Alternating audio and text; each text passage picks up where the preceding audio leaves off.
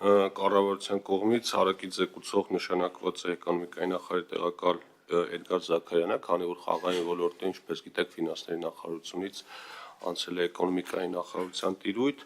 բայց նաև այստեղ են Կենտրոնական բանկի տեղակալ պարոն Խաչատրյանը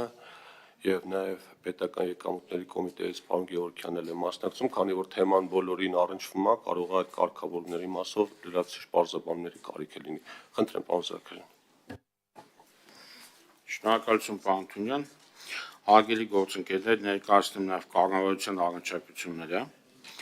Կառավարությունը քննարկելով ներկայացված օրենքների նախագծերի փաթեթը, ընդհանուր առմամբ դրական գնահատելով առաջարկվող կարգավորման միտումները եւ դրդապատճառները, ինչպես նաև հաշվի առնելով խաղային գործունեության ոլորտում պետական քաղաքականության առանձնահատկությունները, հայտնում է հետեւյալը. Նախագծելով առաջարկվող քաղաքացիների կողմից խաղերին մասնակցության սահմանափակումների եւ արգելքների վերաբերյալ կարգավորումները իրենց բովանդակությամբ ուղղված լինելով սոցիալական ռիսկերի նվազեցմանը եւ պատասխանատու խաղի գործիքակազմի զարգացմանը կարող են լիարժեք եւ արդյունավետ կիրառվել միայն խաղային գործունեության կարգավորման մասին օրենքով սահմանված խաղային ոլորտի կարգավորման օպերատորի ինստիտուտի ներդրման եւ դրա լիարժեք գործարկման պայմաններում։ Շահումով խաղերի, ինտերնետ շահումով խաղերի եւ խաղատների մասին օրենքով լրացումների փոփոխություններ կատարելու մասին եւ վիճակախաղերի մասին օրենքով լրացումներ կատարելու մասին Հայաստանի Հանրապետության օրենքների նախագծերի մասով հարկ է նշել, որ նախագծերով առաջարկվող մի շարք կարգավորումներ ներկայումս կիրառել չեն, հաշվի առնելով, որ բացակայում են դրանց ապահովման համար անհրաժեշտ ինքնաշխատ գործիքներն ու գործնական մեխանիզմները, որոնց գործարկման հնարավոր կլինի ապահովել համապատասխան գործընթացների իրականացումը։ Ըստ այդմ նախագծի փաթեթի վերաբերյալ առաջարկում ենք. Առաջին. ձեռնպահ մնալ նախագծով առաջարկվող սպառողական վարկ ունեցող եւ վարկային պարտավորությունների ընդհանուր ծավալը տարեկան եկամուտների նկատմամբ որոշակի շեմով սահմանափակելու կարգավորումից, հաշվի առնելով, որ դրա կիրառման համար անհրաժեշտ տեղեկատվական եւ տեխնիկական նախադրյալները ներկայումս ամբողջությամբ ձևավորված չեն։ Մասնավորապես նշված կարգավորման կիրառումը ենթադրում է վարկային պարտավորության վերաբերյալ ամբողջական եւ հավաստի տեղեկատվության առկայություն, որը հանդիսանում է բանկային գաղտնիք։ Խաղային գործունեության կարգավորման օպերատորի գործարկումից հետո օպերատորն կարող է հասանելիություն ունենալ միայն այն տվյալներին, որոնց վերաբերյալ պետությունը վարում է համապատասխան շտեմարաններ։ Երկրորդ. ձեռնպահ մնալ նախագծով առաջարկվող խաղերին մասնակցության թույլատրելի չափը յուրաքանչյուր տարվա համար հայտարարված տարեկան եկամուտի նկատմամբ տոկոսային հարաբերակցությամբ սահմանելու կարգավորումից, հաշվի առնելով, որ դրա գործնական կիրառումը ներկայումս խնդրահարույց է եւ վաղաժամ։ Միաժամանակ տարեկան եկամուտի չափի վրա հիմնված սահմանափակումը կարող է չարտացոլել անձի իրական ֆինանսական կարողությունները, քանի որ հնարավոր են իրավիճակներ, երբ անձը տվյալ տարում հայտարարած եկամուտ չունենալով հանդերձ ունի զգալի խնայողություններ, ինչի արդյունքում նշված մոտեցումը չի ապահովում կարգավորման նպատակային եւ համաչափ կիրառումը։ Երրորդ. հստակեցնել պետական բյուջեի ֆինանսավորմամբ կամ համաֆինանսավորմամբ իրականացվող ծրագրերից օգտվող շահառուների շրջանակը, քանի որ որոշ ծրագրեր կրում են տնտեսական կամ խթանիչ բնույթ եւ կապված չեն անձի սոցիալական վիճակի հետ։ Նշվածի համատեքստում անհրաժեշտ է հաշվի առնել, որ եկամտային հարկի վերադարձի ծրագիրը պարունակում է որոշակի սոցիալական տարրեր եւ առաջարկվում է քննարկել նոր շահառուների հետ կապված կարգավորումները։ Միաժամանակ կառավարությունը առաջարկում է. Առաջին, շահումով խաղերի, ինտերնետ շահումով խաղերի եւ խաղատների մասին օրենքում լրացումների փոփոխություններ կատարելու մասին օրենքի նախագծի առաջին հոդվածով լրացող 6.2 հոդվածի առաջին մասի 6-րդ կետը շահել հետեւյալ բովանդակությամբ. սահմանել արգելք այն բանկային քարտերի օգտագործման համար, որոնց հաշվին մուտքագրվում են անձի սոցիալական ապահովության վիճակի հետ կապված նպաստի միջոցներ։ Նախագծի սույն հոդվածի առաջին մասի 8-րդ կետը շահել հետեւյալ բովանդակությամբ. սահմանել արգելք այն բանկային քարտերի օգտագործման համար, որոնց հաշվին մուտքագրվում են կենսաթոշակային միջոցներ։ Երկրորդ. վիճակախաղերի մասին օրենքում լրացումներ կատարելու մասին օրենքի նախագծում առաջին հոդվածով լրացվող 5.4 հոդվածի առաջին մասի 6-րդ կետը շահել հետեւյալ բովանդակությամբ. սահմանել արգելք այն բանկային քարտերի օգտագործման համար, որոնց հաշվին մուտքագրվում են անձի սոցիալական ապահովության վիճակի հետ կապված այս նույն բանն երկու օրենքներում առաջարկում ենք նույն ձևի փոփոխություն կատարել։ Երրորդ, խաղային գործունեության կարգավորման մասին օրենքում փոփոխության լրացումներ նախատեսող օրենքի նախագծի վերաբերյալ կառավարությունը սկզբունքային առարկություններ չունի, սակայն առաջարկում է սահմանել, որ օրենքի ուժի մեջ է մտնում 2027 թվականի հունվարի 1-ից հաշվի առնելով, որ խաղային գործունեության կարգավորման օպերատորի ընտրության գործընթացը գտնվում է ընթացքի մեջ եւ նախագծով նախատեսված սահմանափակումների կիրառման համար անհրաժեշտ տեխնիկական հնարավորությունների ապահովումը հնարավոր կլինի միայն օպերատորի գործարկումից հետո։ Նշված պայմաններում ավելի վաղ ժամկետ սահմանելու դեպքում սահմանափակումների ապահովման պարտականությունը փաստացի կդրվի խաղային գործունեության կազմակերպիչների վրա, ինչը ենթադրում է նրանց կողմից անձնական տվյալների մշակման եւ համապատասխան տեղեկատվական բազաների հասանելիության անհրաժեշտություն եւ կարող է առաջացնել տվյալների պաշտպանության եւ ազգային անվտանգության հետ կապված ռիսկեր։ Եվ 3-ի երկրորդ կետը նախագծի առաջին հոդվածի 6-րդ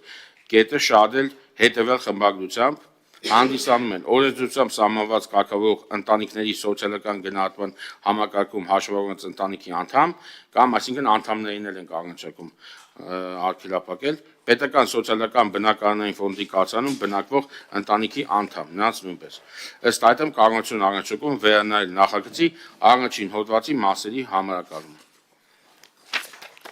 Այս մասով այսպես, բայց եթե մի քիչ ավելի կոնկրետ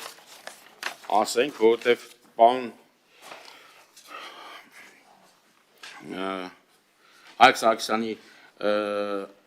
ներկայացված նախագիծը ընդհանուր առմամբ մեր համար ընդունելի է եղել ու մենք բազմաթիվ կետերով նրա հետ եկել ենք ընդհանուր հայտարարի, քանի որ կարևոր են եղել մեր համար եւ որպեսզի հստակ լինի, օրինակ այստեղ առաջարկվել է ինքնաարգելափակման հետ կապված մեխանիզմները, մենք առաջարկում ենք անմիջապես դրանք ներառել եւ կիրառել, որտեղ դա շատ կարևոր կետ է։ Նմանատիպ մի քանի կետեր նույնպես, որոնք վերաբերում են նպաստավոր ընտանիքներին կենսաթոշակի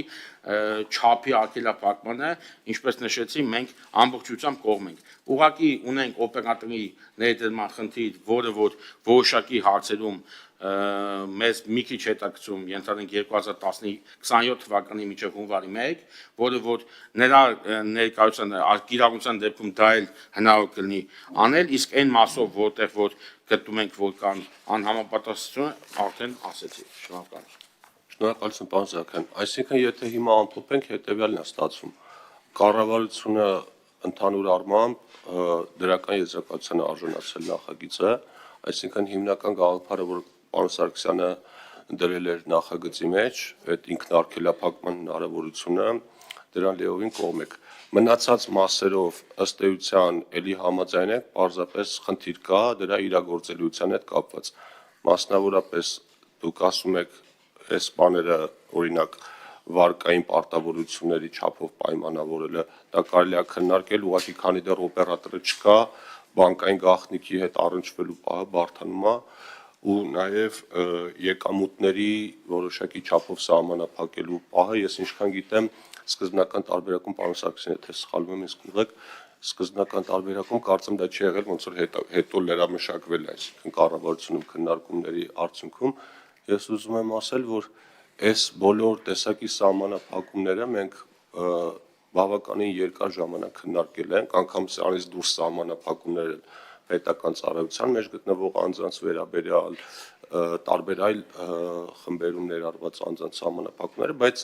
այն ժամանակ մենք ասում ենք, որ էլի օպերատորը միջև չլինի, այս կարգավորումները լիարժեք չեն կարող աշխատել։ Հիմա մի հատ միջանկյալ պարոն Գևորգյան հարցնենք նախ օպերատորի ընտրությունը ու բանը ինչ փուլում է, հետո արդեն ասենք հարցերին, էլի։ Խնդրեմ պարոն Գևորգյան։ Շնորհակալություն, հարգելի գործընկերներ, հակեշ ներկայացնեմ օպերատոր ընտրության հետ կապված ընթացակարգերի ինչ փուլում են գտնվում։ Գործում է միջգերատեսչական հանձնաժողով, ավարտվել է օպերատոր ընտրության առաջի փուլը ամբողջությամբ, որակավորվել են հայտատուներ անցել են որակավորման փուլ, ունենք մեկ հայտատու, որը հաղթահարել է փուլը, հայտարարվել է երկրորդ մրցութային փուլը, որը արդեն առաջարկի հարցումն է, եւ սա վերջին փուլն է, հայտարարել ենք շաբաթներ առաջ 60 օրվա ժամկետ կա օրենսդրությամբ սահմանված, որի ընթացքում հայտատուն հնարավորություն ունի արձագանքել մեր առաջարկի հարցմանը եւ ներկայացնել առաջարկը ստանալուն պես հնարավոր կլինի մեկնարկել դրա գնահատման ու պայմանագրի կնքման գործընթացները, այսինքն մեր հաշվարկներով մենք ամենաուշը տարվա կեսին արդեն կունենանք ընտրված օպերատոր, իհարկե եթե որակավորված հայտատուն որոշի հայտ ներկայացնել,